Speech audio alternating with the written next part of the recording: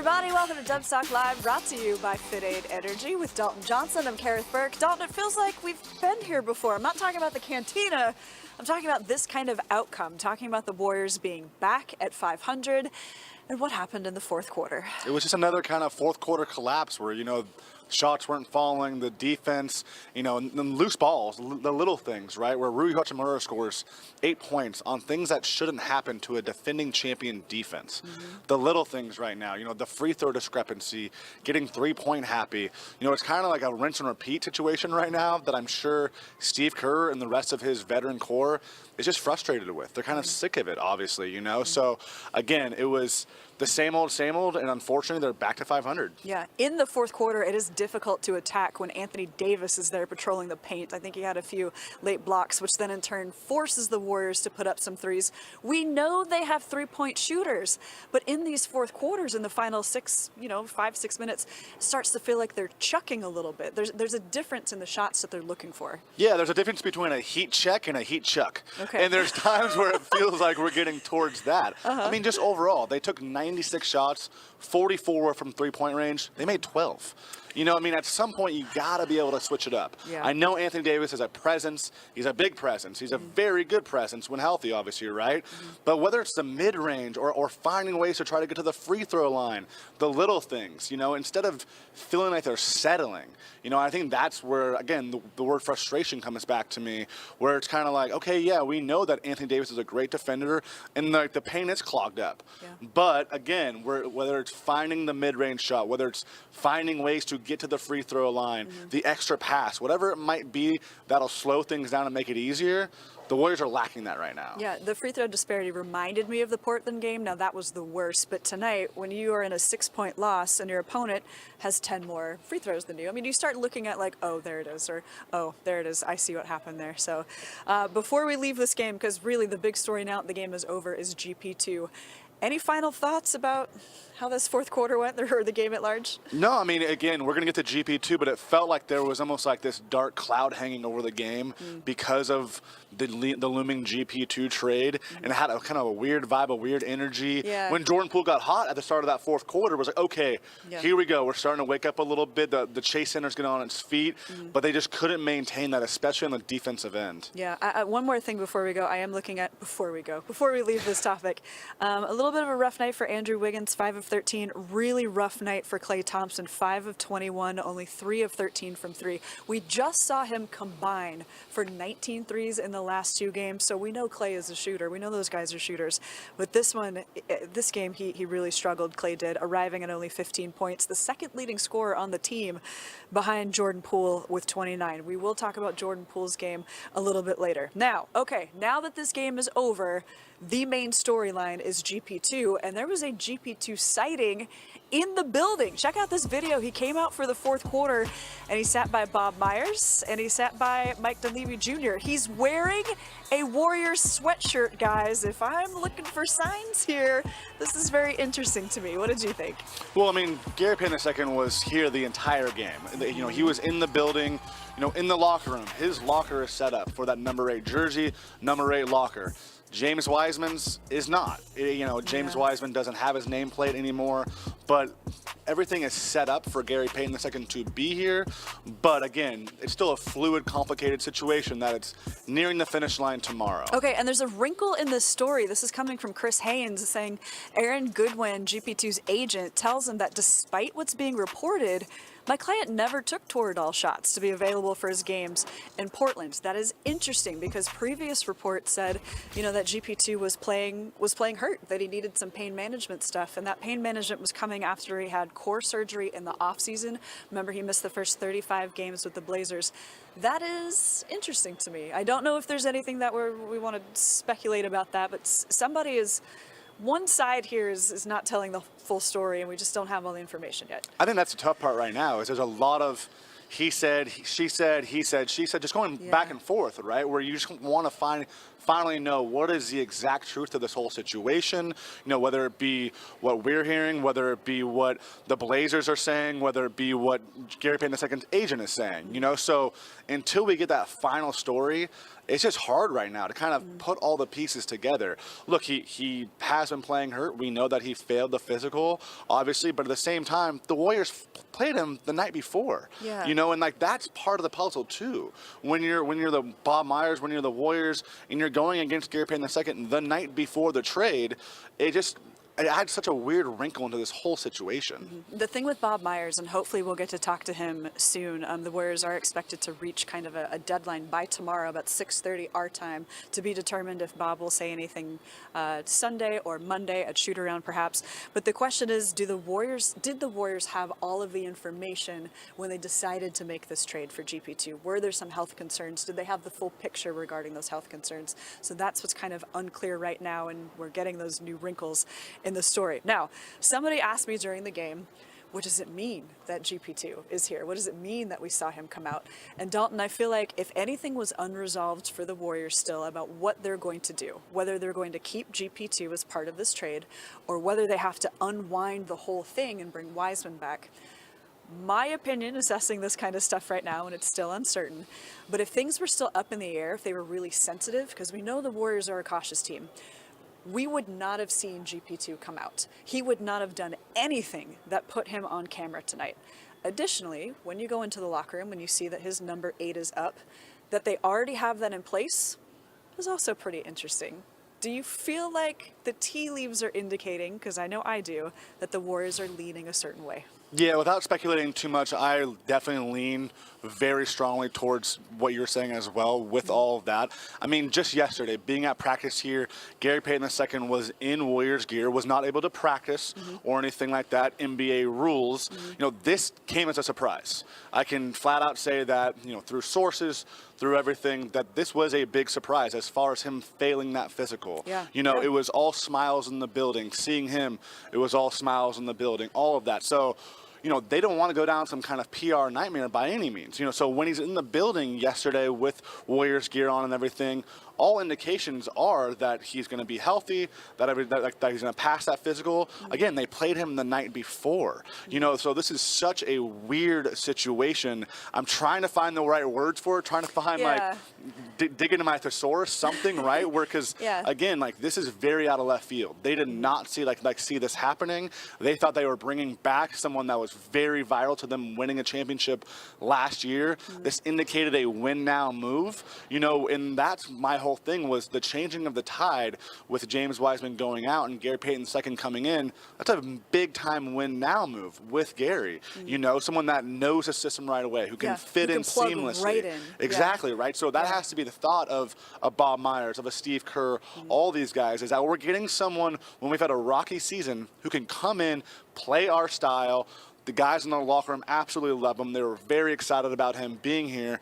And then when you get thrown that kind of curveball, I mean, it's just tough. It's hard to recover from that. So I think they're just weighing everything right now. Yeah. But yes, you know, everything is indicating towards what we're talking about. Yeah. And we're just kind of waiting for them to cross that finish line right now. Yeah, that's the point. I think after he failed a physical, you could make a decision right away. No, we don't do this, we can't do this. But it's been a few days now, and my read on the situation is they want to keep Gary, but they're trying to hammer out the final details.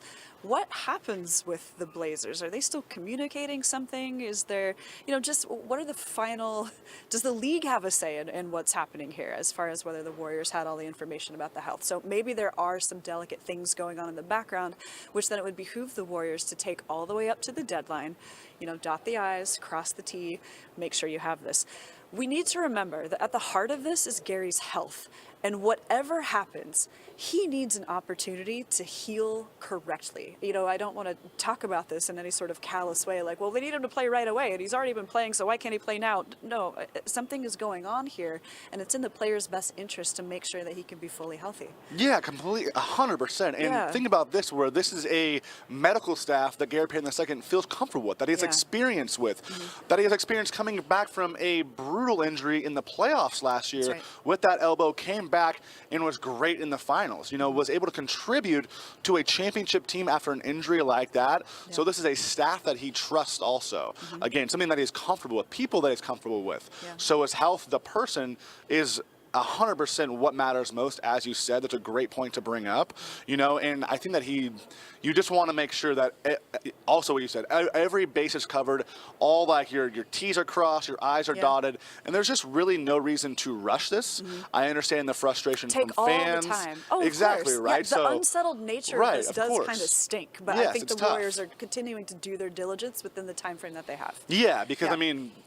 when that scary number was first put out, as far as the up to 3 months, what I first heard from a source was that that sounded like an overestimation, and that there's no exact timetable as far as how long Gary would need. And that's where you need to be able to get every physical, every exam, every doctor possible to try to figure this all out. This was not a cut and dry situation by any means, right? So again, this is not a right on the middle fastball. This is also, we got a changeup and someone's throwing left-handed after he threw right-handed.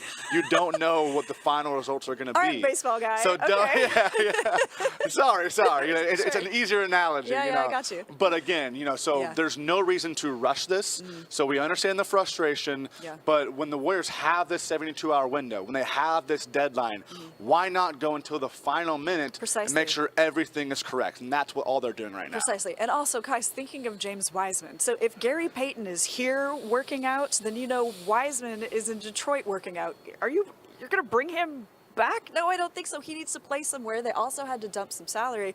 And if Wiseman has an opportunity to play and perhaps even start in Detroit, how awkward would it be to say, we didn't want you, we had to move on, handshakes, it's all goodwill, but now we have to bring you back. The unwinding of this trade would be very difficult. And to me, maybe to us, I'll say to us, it looks like the news tomorrow will be that Gary Payton II is sticking around. Well, I'm happy that you brought the Wiseman part of this too, because again, they did give him to a situation that is going to help James Wiseman. Yes. That's going to allow James Wiseman to have reps, to make mistakes on the floor, to learn from them, all of that. So he's going to a situation where he's going to be able to step in and play, and that's all he needs to do right now. And the Warriors know that. This is a 21-year-old who they really, really, really love the person in James Wiseman. They still think very highly of the player in James Wiseman.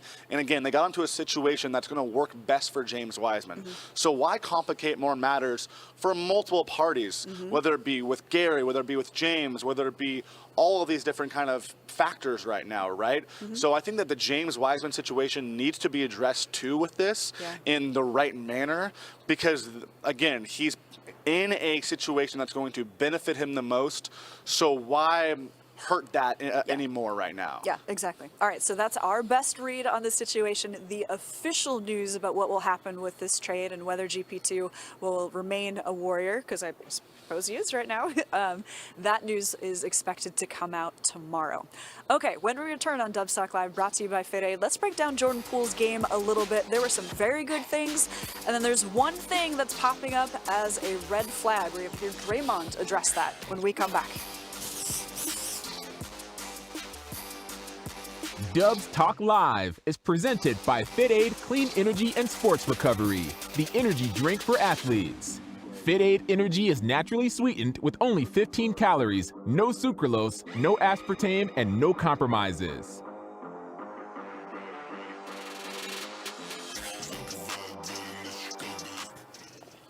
Hey guys, we are back on YouTube. Hello to Dee, hello to Dino, hello to Shannon, who says the first thing that came to her mind when the news broke was concern for GP2's health. Hope he fully recovers soon and he can do that on his own time. I actually love the point that Dalton made. He trusts this training staff and they guided him through that fractured elbow to help him get back on the floor, knowing that he would have the confidence to play really high impact basketball at a time it mattered most. I thought that was insightful. Thank you. Yeah, because again, this is a situation he's used to, he's comfortable with. He's, been around it from every kind of situation you possibly can be, whether it be getting a 10-day contract, whether it be fighting for that 15th roster spot, or becoming such an important rotation and rotation player in the playoffs and for those finals. So he's done everything as a Warrior, and he's been around everybody in the building, you know, so when it comes to a player's health, that comfortability goes such a long way. You cannot feel any kind of uneasiness when it comes to your body and your health. No, not at all. You want to be the situation that makes you feel the best and the most at home. And this is somewhere that very much does feel like home for Gary Payton II. I love that he just came out in a Warrior sweatshirt tonight, or that he came out in the first place. I mean, think about this. Yeah, this is home. The Bay Area's is home. When he got his ring here, right? Yeah. He was wearing a Jordan Jimenez hoodie and a San Francisco Giants that's hat. right. Yes. This was all Bay Area Local stuff. boy. Yeah. Okay. He loves it out here. I think there are clues in several places. I know we don't know until we know, but I don't Dubs know. Talk Live Detective Show. Yeah. We should get little hats. Yeah. A little Inspector Gadget over here. All right.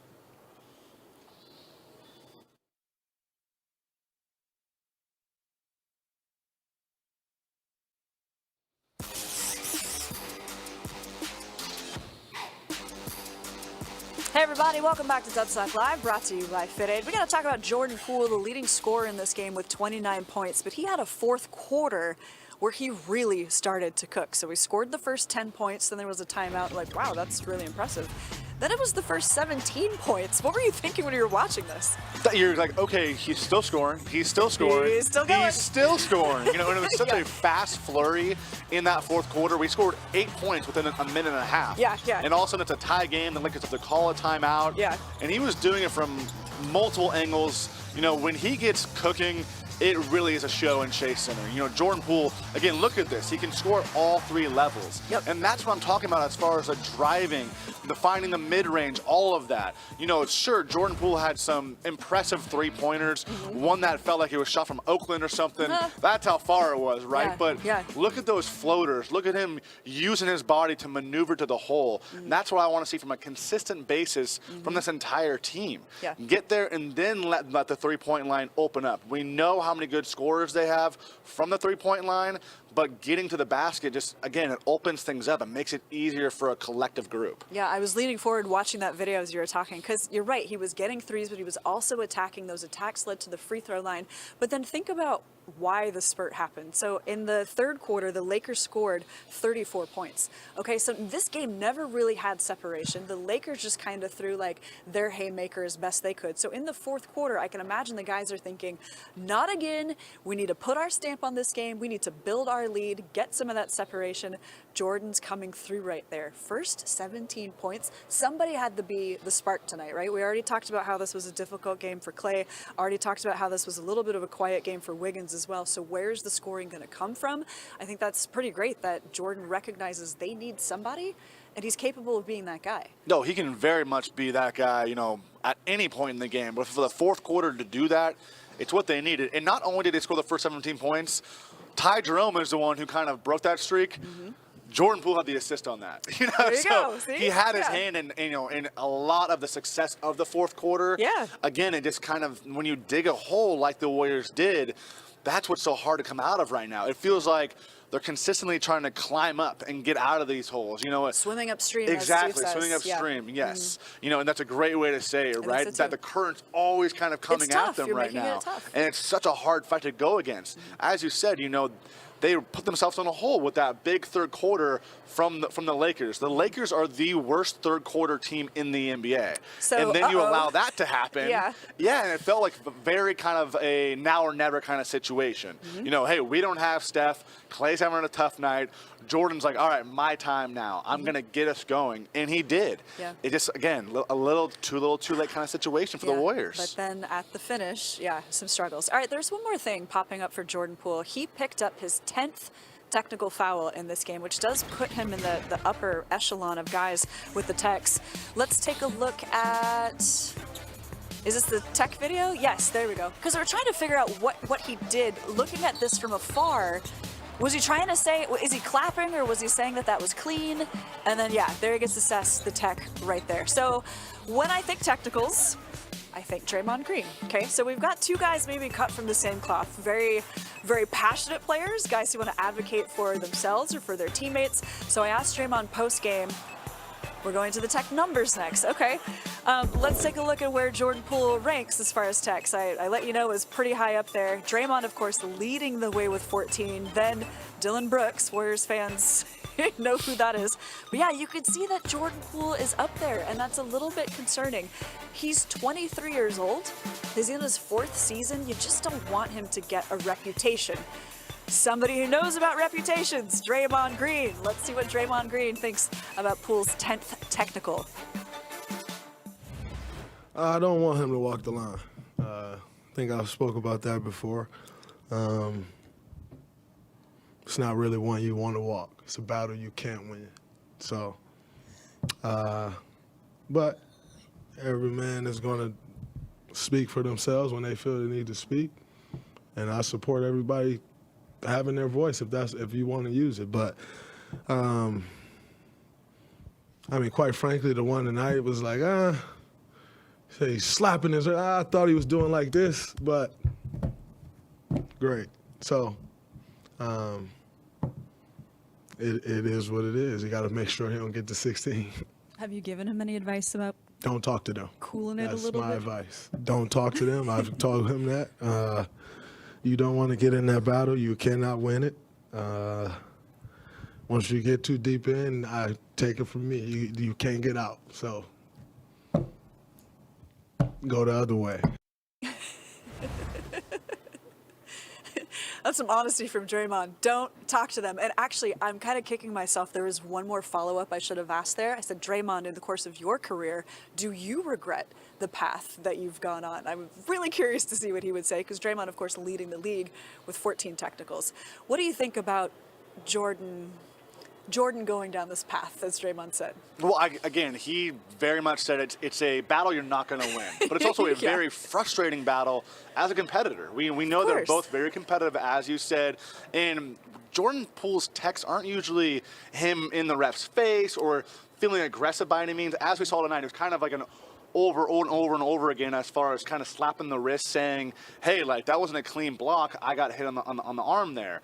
But when you build a reputation, refs have your eyes on you. They have their ears are, a little vibrating a little more. Take a little antenna on. They're kind of them. like, this guy. Exactly, Yeah. right? So they know going into the game who has a reputation. Simple as that. And when you build that, it is hard to let it down. Yeah, it's hard to shake that. Exactly. So whether it's someone like Draymond or another veteran or Steve Kerr kind of just talking with Jordan about that, and it might need to be a reminder that, hey, you have built a reputation. And doesn't even need to be so much cool it and like you don't need to do that, but it might just be, hey, you need to remember that you're on their radar now. That's what it is, yeah, the radar. And just for reference here, if you can get 15 technicals at 16, that's where a suspension goes into play. So it's actually Draymond who's sort of walking that line right now. And it's not always Draymond. I trust in his ability to pull himself back, actually. But sometimes it's what kind of referee do you run into? What kind of mood are they in? What's going to be a technical in one game might not be a technical in the next game. You have to really feel this stuff out.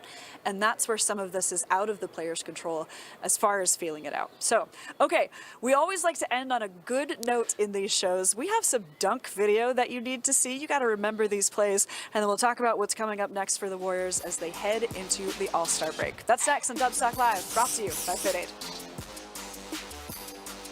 Dubs Talk Live is presented by Fit Aid Clean Energy and Sports Recovery, the energy drink for athletes.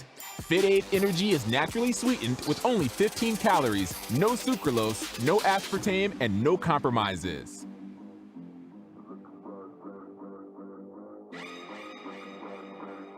Hey everybody, we're back. Thanks for joining us on YouTube. I see a point in here that says fourth quarter, they basically shoot threes. Would love to see some drives to the paint. You're right, in those late game situations, they tend to go for the threes. Listen, the Warriors have a ton of daggers in the history of their I mean, they have changed the league as far as threes. So I'm almost hesitant to say, like, yeah, they should really get away from that. It's been their bread and butter for years. But maybe some threes with a little balance mixed in? How do you feel about that?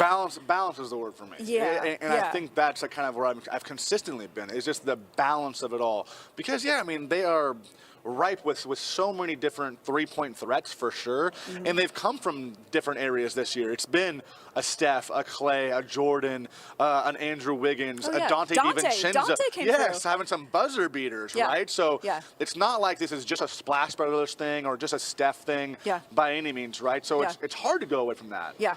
But again, the balance of it all, especially in the fourth quarter, when that pressure is building, why make the game harder on yourself, Yeah. right? Yeah. Like, make it easier on yourself. That's just where I go from. Well, you have some competitors, like let's say Clay was 0 for 10 on threes. I would trust him in the fourth quarter to hit that 1 for 11. You would. He always has to think as a competitor, my next shot is my next make, right? Like, I get that. So. I think that's just such a hard Yeah. line for Steve Kerr Yeah. to toe as a coach, Yeah, I do and for too. the players as well, because it's not like this is a new thing with their identity by any means. We know that they're a three-point shooting team, but again, it's striking that balance. Like that's kind of like my buzzword of it is the balance. You know, yeah. if you can highlight something, underline it, bold it, it's gonna be balance. Balance. All right. We've got the standings up next, right? Standings? Standings? Okay, thank you.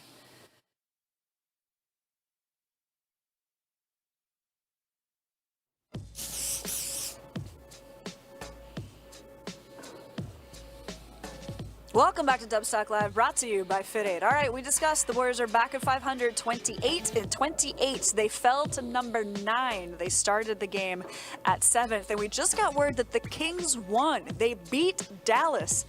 Man, the Kings holding their place in 3rd. They're looking really good. The Lakers were at 13th. This win tonight is not going to move them up, but the Lakers have to feel like the trades that they just made are going to see if they can accelerate this win streak, see if they can push themselves into the play-in.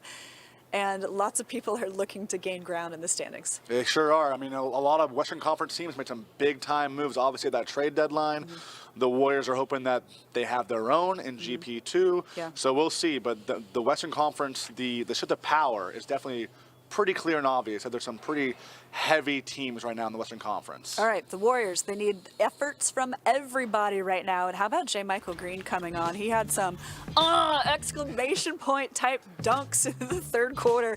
What were you thinking when you were watching J. Mike be this aggressive? Oh, it's always with the aggressiveness. I mean, look at this. He hammered, look at it kind of rattling the rim right there. Surrounded by defenders, too. Yes, no, and that's kind of just what he's done over and over lately. That's on a body right there.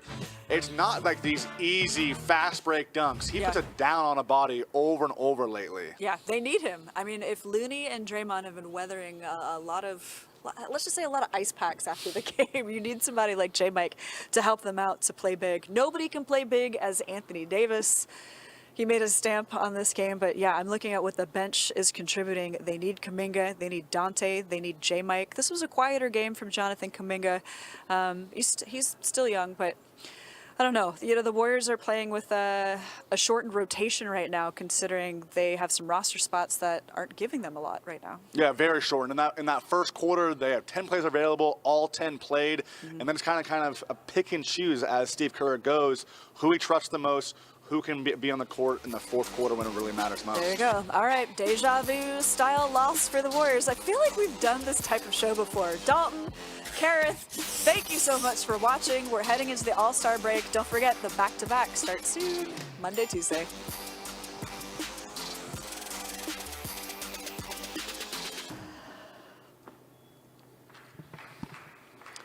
All righty. I see some emojis in here. Oh. Can a reporter ask Steve when they plan to hire a defensive coach? I mean, I think all of the coaches are in charge of defense, and it's not like the coaches can play defense for the players. No, I mean, I asked Draymond Green tonight about, you know, the fouling discrepancy and kind of how that's a very common theme. And, you know, and he's like, yeah, I mean, we have to just guard better. We have to defend better. And, you know, and it comes down to that. He's like, I wish I had the magic answer. Sure. You know, as someone who cares so much about defense, who's been the defensive anchor for so long, I think he's still kind of just trying to pick his brain right now. Like, I don't have like a magic pill for us to swallow and be like, play defense. And so it's tough right now. It is. Play defense. Yeah. That'd be nice. Yeah, that'd be real nice. All right, GP2 news should be coming tomorrow. Hopefully we will hear from Bob Myers, possibly on Monday. The Warriors have a back-to-back Monday, Tuesday, and then it is time for the All-Star break. We will see if the Warriors can keep clawing their way above 500 so they can head into the All-Star break on a good note. Thank you guys for watching. We will see you again soon.